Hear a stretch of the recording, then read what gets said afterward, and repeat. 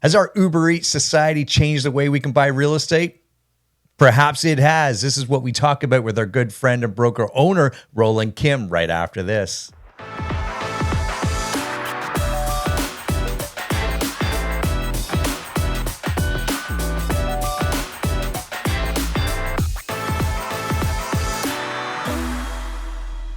My friends, here we are with Roland Kim, broker owner all the way from Vancouver. And we got some interesting things we're going to talk about today. Of course, there's always things going on in the Vancouver market, of course, the Toronto market. But sometimes more than that, there's pressure from society, there's pressure from friends, peer pressure, and sometimes most importantly, our loved ones, our family, pushing us towards home ownership. And sometimes, Roland, right, pushing us away from home ownership. And albeit every individual is different, every individual has their own story, but let's kind of peel that onion away a little bit on, I'd love to get this out, and there's all sorts of things we're going to talk about, but in your opinion, this is a blanket statement or blanket question. Why is home ownership so important? Yeah, and I love the conversations we have offline, and then we're like, we got to record this. Let's jump back on. So, I mean, when I look at the average 70-year-old right now that's retiring, most of their wealth comes from hard assets, right? And so, a lot of that success came from kind of, so to speak, get married, start a family, get some stability, put down some roots, buy a house, get a mortgage, and the magic of compound growth over 20, 30 years resulted in an amazing asset that they later had in life that, was the foundation of their retirement plan. And that was never really talked about like an active strategy. In fact, I would argue some of my clients that are in their 70s, when we just reminisce and talk about, what life was like and what their concerns and fears were like when they bought 40 years ago, many of them say, I was just hoping that it would not be worth less at the end when I paid off the mortgage. So, expectations were very low, and the asset grew, exponentially. We're not going to see that kind of growth in the future, but even more normalized growth leaves you with an amazing asset to work from. And so, what that is, in my opinion, has been in many ways the stability and backbone of the middle class in Canada is real estate. And so that's changing a bit, perhaps. Yeah, it is. And I know when we were chatting just off air too, some of your clients, in fact, maybe first time home buyers, and they're taking some advice perhaps from the older generation or their parents, where their parents might have been, smaller salaries, and of course the home prices were much lower. Roland, I understand that, but your comment was, in some cases, in most cases, the children are better equipped today to buy a home than, say, our generation or those that were before us, right? Totally. I mean, a great example is I can think of this situation where I sat down with, the kids. They were the new clients. The parents were clients of mine, almost 2 decades ago, buying their first house. And I remember the parents, they were very nervous upsizing from, a townhouse to a house. And sure, that house has doubled in value, but, it was a one income family, and the gentleman was making the income, and he was in his mind, maybe 8 to 10 years away from retirement. So they're at the latter stage of their earning cycle, and now their son and daughter-in-law, I mean, as a household, no kids yet, and the couple makes over $250,000 a year, and the parents are like trying to talk them out of taking the step we were deciding between buying a 2-bedroom or a townhouse. And I was saying, if the townhouse, if the comfort is there, the value of going to a 3-bedroom product is simply, they're so much harder to build, and I believe they're so much more valuable and will appreciate far more. And it was interesting because the parents remember, their risk profile entirely different than I do. And in many ways, I believe they became a roadblock to, their son and daughter-in-law making, in my opinion, a better decision for their future growth. And I'm kind of seeing that all over, and one example would be, my wife and I have owned a condo downtown for a while, and 4 or 5 years ago, that might have been, $550,000 in value. Today, I'd say it's maybe 650,000. Like downtown actually hasn't gone up as much for the older stuff. The rent was probably, 1,400 4 or 5 years ago. It's like 2,500 today. Wow. And that's that. My old tenants were making maybe about $70,000. My new tenant in this case makes 140, but let's say they made less than that. But the new tenant makes it sound, I tell all my tenants, anytime you want to break the lease and you want to buy a place, you can break the lease. I'll help you buy a place. Like I want you to buy a place as soon as you can, and Excellent. be a great tenant until then. And they make it sound as if it's out of their reach. And in my mind, I'm like, proportionally, you're making way more than people were, 5 years ago. Your rent cost is so much higher, so that in many ways should almost motivate you to, to put the funds into your own pocket. And yet, where's this mindset coming from? And I believe it is mindset. I believe it's a mindset that we're just at the early stages of society telling the average person that home ownership is out of reach or it's not necessary.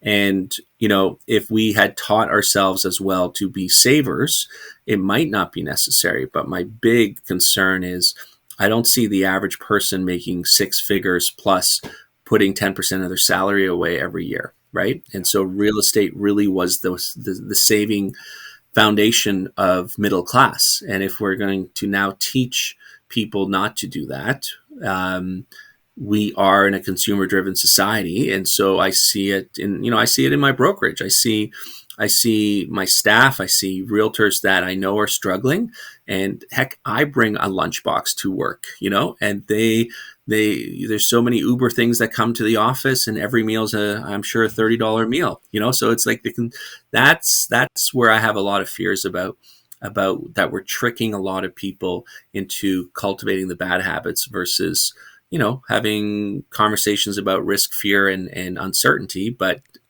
putting money into a hard asset. Yeah. Well, my thought there, as soon as you mentioned that the Uber Eats, as it were, we have become a society, and we're deep in it now, of instant gratification, Yes. right? And we all know, and what Roland and I teach, and we talk about, and we live and breathe every day. Wealth through real estate is not instant gratification. No. It's time, and it's tremendous amount of time, right? Like we're in this for the long haul, you and I and many others, Yeah, and it's also like it's almost like a physical doctor checkup every once in a while. I think people need to have that with their financials and their budgeting and lifestyle. So, my family and I, we've just made the decision to upsize into an older house with enough bedrooms that everyone has that. So we don't need to bunk up, but we weren't sure which way we'd go. And now the realities of that extra mortgage and cost, for the longest time, we weren't worrying so much about budgeting, where now we're actually making sure that, the numbers are covered. And so it's brought up conversations like, we love going out for sushi with the kids, but, it was different when they were smaller and didn't eat much. Now we have 4 kids under 10, but they're all consumers of food that we can't, like a sushi bill is $170, right? Like, and it's not worth $170 every week. So like, so we're now going every 2 weeks, and it's the only takeout that we do as a family. And that's still an indulgence. But, I'd say my wife we're a successful family, and we're making a conscious decision to, pull back $200 of, disposable income that we're spending every 2 weeks. So it's $400 a month. Does that activity in itself change our lifestyle or our bank account? No.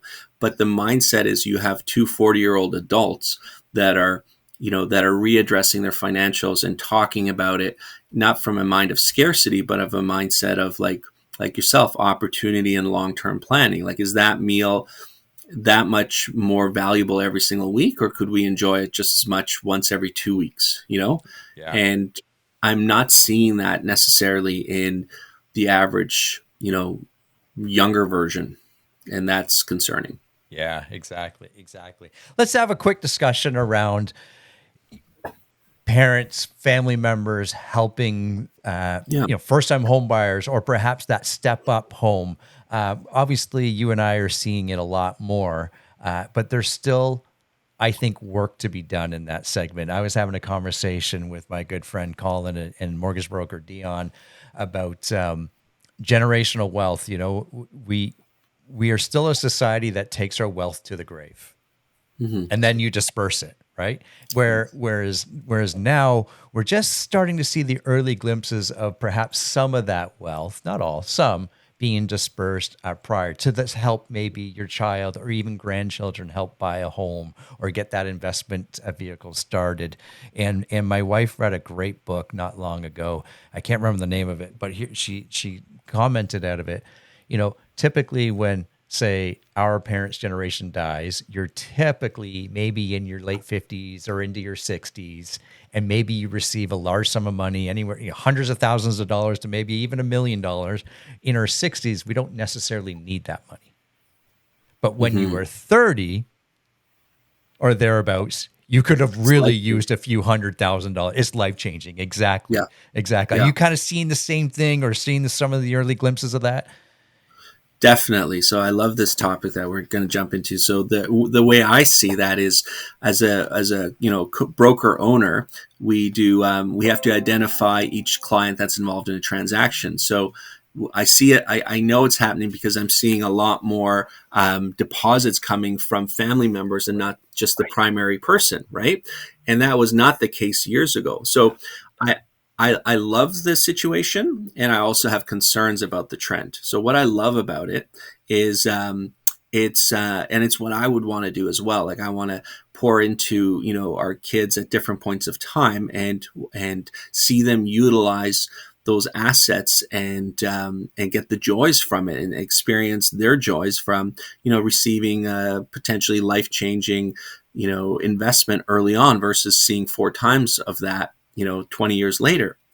And in that way it's amazing because you're compounding the growth on that money by another generation. Like it's the smartest thing you can do, because the person that's giving the money is getting joy, as long as they retain enough that they never have financial scarcity, is getting joy from giving it, is getting to experience the person receiving it and their growth with it, and the person receiving it will end up with much more at the end. Now, that's the positive side. The challenging side is if it's needed, like if it's fundamentally needed for the recipient just to get in the market, that's a little concerning because that's telling me like otherwise the person couldn't get in the market. So it's talking about like is that step up too much? And I think a lot of people who receive it might not appreciate how hard it is to get it,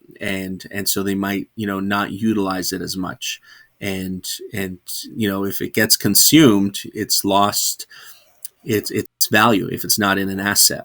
So that's kind of like the pros and cons of it.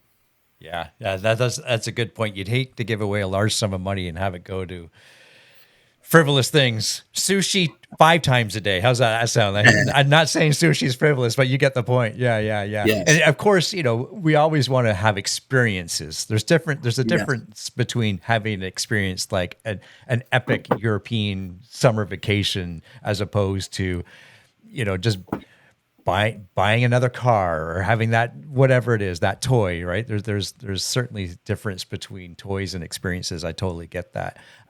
Yeah, this is it's an interesting topic. The homeowners expectation, seller's expectation, buyer's expectation, why you should have expectations, and why I think, and both Roland and I feel you should have that goal of home ownership. And in some cases, we know it's not for everybody, but multiple homes, meaning having investment properties and so forth, but certainly having that mindset. Anything to add on to that, Roland? No, I mean, I think there's lots more to unpack there in the future, and yeah, like, well, let's dig into that on another call. Excellent, excellent. There's more to life than just Vancouver and Toronto real estate. We get that, rest of Canada. We get that. Very good. Remind us how to get a hold of you, Roland. Really simple. My last name's KYM, Roland Kim. So you can just Google me and find my phone number and reach out for anything related to real estate and entrepreneurship. Excellent, excellent. So for Roland Kim, I'm Gary McGowan. We'll see everybody in the next video. Goodbye for now.